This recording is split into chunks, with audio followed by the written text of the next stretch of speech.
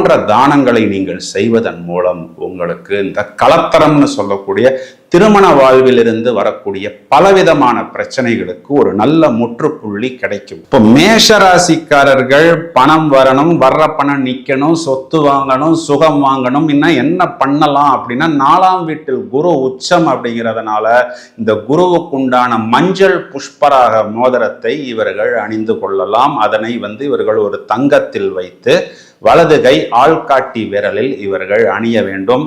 These people should avoid black, கருப்பு கலரை இவர்கள் அவாய்டு பண்ணலாம்.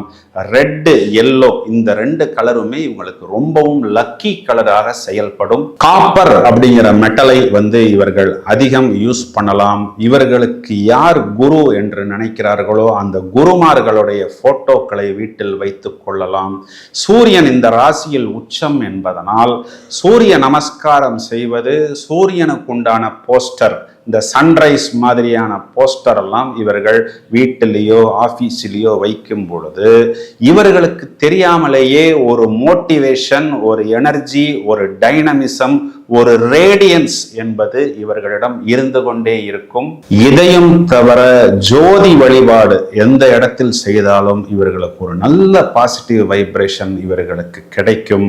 மேஷராசிக்காரர்கள் எந்த அளவுக்கு அடி வாங்கினாலும் திரும்பவும் தங்களது ஆற்றலை வெளிப்படுத்துவதற்கு இப்பொழுது நான் சொன்ன இந்த டிப்ஸ் எல்லாமே ஜாதகத்தை புரட்டி போடக்கூடிய விஷயங்கள்.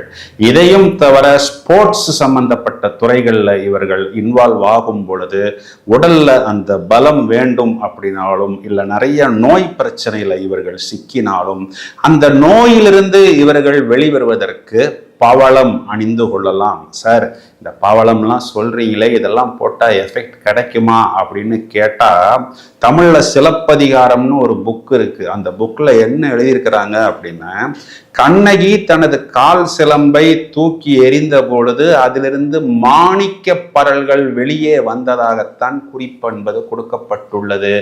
மனிதருள் மாணிக்கம் அப்படின்னு நம்ம தலைவர்களையே சொல்லுறோம்.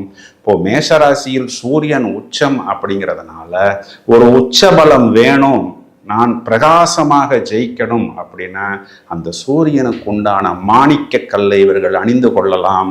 நிறைய மனிதர்களுக்கே நம்ம மாணிக்கம், மாணிக்கவேல் அப்படின்லாம் பேர் வச்சிருக்கிறத நம்ம பார்த்துருக்குறோம். இப்போ நான் சொன்ன இந்த அனைத்து விஷயங்களுமே மேஷராசிக்காரர்களின் ஜாதகத்தை புரட்டி போடக்கூடிய விஷயங்கள்.